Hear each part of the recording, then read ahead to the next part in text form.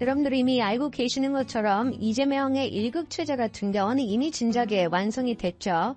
사상 초유, 헌정사상 최초라고 하는 말이 이재명이 가는 길에는 매번 따라 붙습니다. 지금의 민주당 같은 경우도 마찬가지의 모습이겠죠.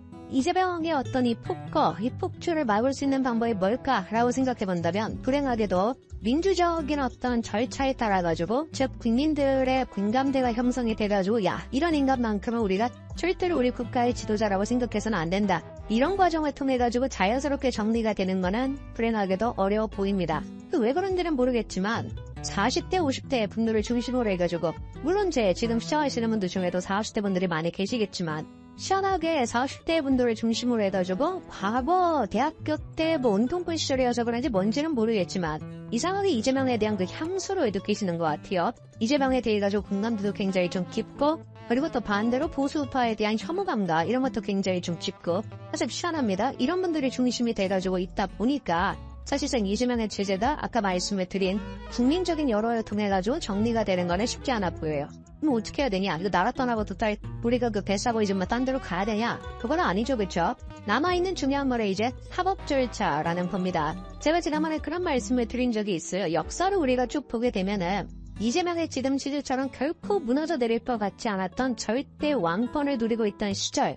그 시절도 어떻게 됩니까? 우연찮아 한 가지 사건. 전혀 생각하지도 못했던 한 가지의 사건을 통해가지고 갑작스럽게 빠르고 급속하게 멸망하는 케이스가 얼마나 많습니까? 사실 인간의 역사라고 하는 게 대부분에 다 그랬었거든요. 권력의 역사라고 하는 것 자체가. 제가 봤을 때 이재명의 운명도 그렇게 끝날 가능성이 분명히 있다.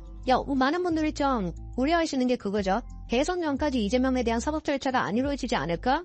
그리고 또 이제 선거법 위반, 김문기 씨를 모른다, 백흠도 개발 어쩌고 그런 거 같은 경우도 대법원까지 일단 확정 판결이 나와요. 그래야지 피선거권이 박탈이 되는 것인데 솔직히 좀 생각해봤었을 때 다음 달에 그거의 재판 결과가 1심이 나온다라고 해도 그게 대법원까지 대선 전에 그게 이루어질 수 있겠냐? 그리고 대선 같은 경우도 실질적으로는 1년 전부터는 대선 시즌이 시작되지 않습니까?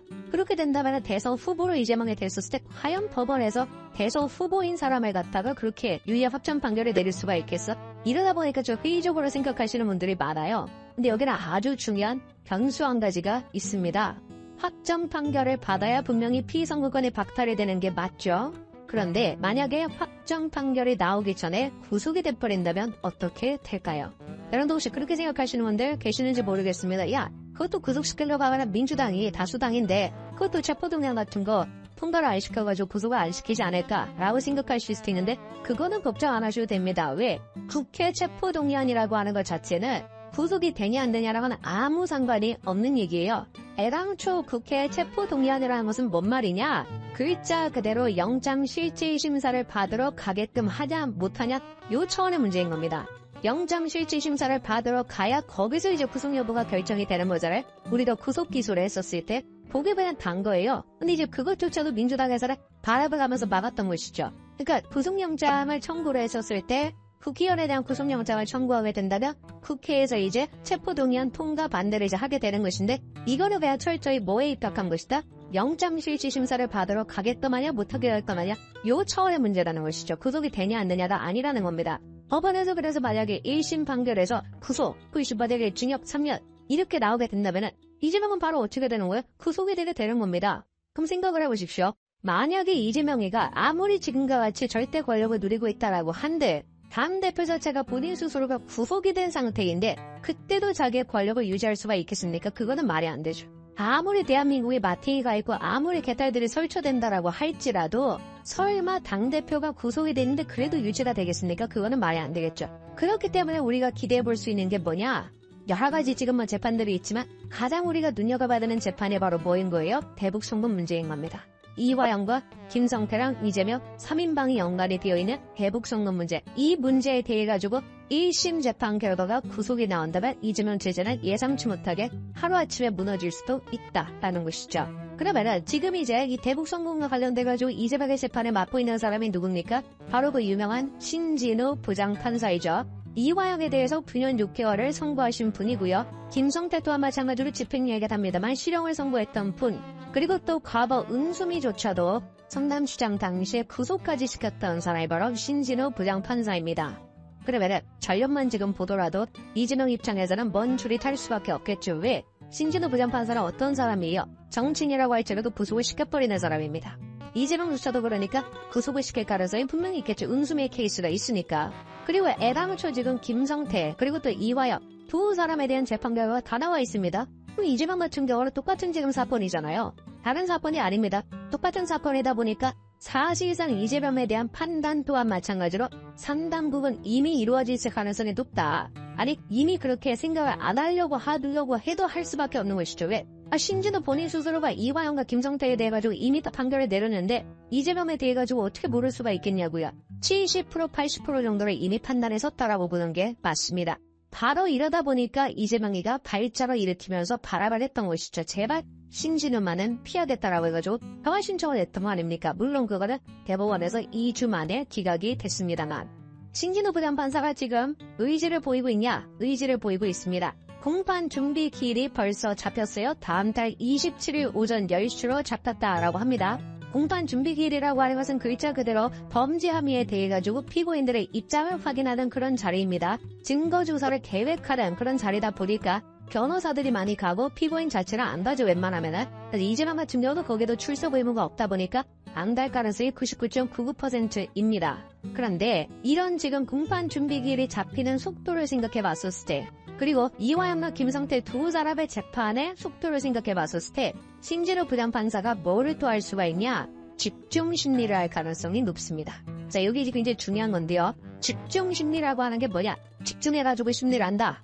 라는 뜻이 될 수도 있지만 집중 심리라고 하는 것은 재판을 많이 연다라는 뜻이 쉽게 얘기하면은 일주일에 웬만하면은 한 번 여는 것이 아니라 두 번, 세 번 집중적으로 심리를 함으로써 빠르게 재판 결과를 낼 가능성이 있다라는 것이죠.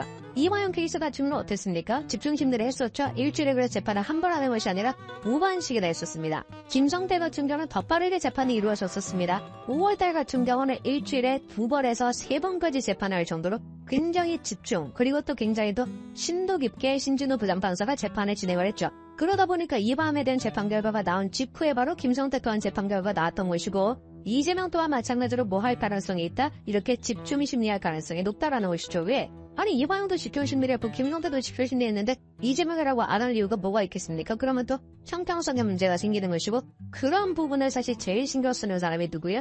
신진우 부장판사의 스타일이거든요. 바로 그런 부분들을 신경을 쓰는 게 아까 말씀드린 것처럼 신진우 부장판사 같은 경우는 은수미를 구속했던 전력이 있습니다. 정치인이라고 할지라도 봐주지 않는다라는 거예요. 원래 이제 그 의견 쪽에 판사들 같은 경우는 정치인이면 좀 봐주는 그런 문화가 있죠. 조국 같은 경우도 그렇게 봐주다 보니까 특혜연배치까지 달 수 있었던 거 아니겠습니까?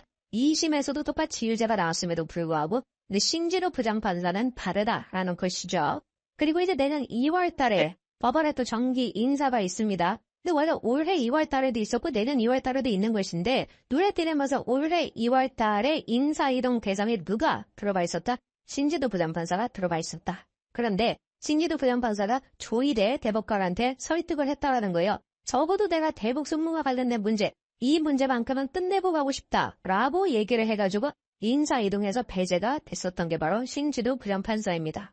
그러면은 이 지금 대북 송금에 대한 문제, 이화영에 대한 재판 결과도 됐고요. 김성태에 대한 재판 결과도 됐고 남아있는 건 누구밖에 없어요? 이재명밖에 남아있지 않습니다. 자, 이원석 검찰총장이 문재인에 대한 수사, 그리고 이재명 관련돼서 수사, 그러니까 전 정권에 대한 수사를 제대로 하지 않았다는 비판은 여전 많이 제기했습니다. 그래서 이 윤석열 대통령과 함께 문재인 정부